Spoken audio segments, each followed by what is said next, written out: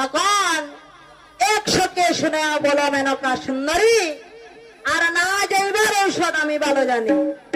একটা টুনকুন আরম্ভ হয়ে গেছে, না যাইবার ঔষধ আমি ভালো জানি। হ্যাঁ, ঔষধটা শিখিয়া লরে বা কামাইব। আপলায় আমরার জল, আপলা আমরার জল রাখো সালামিতে বান্ধিয়া।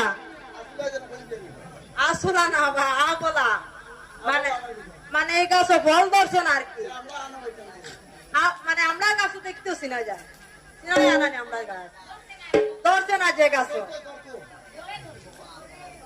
আপলায় আমরা জল রাখো সালামিতে বান্ধিয়া। সালামি মানে মুটির আরেক নাম সালামি।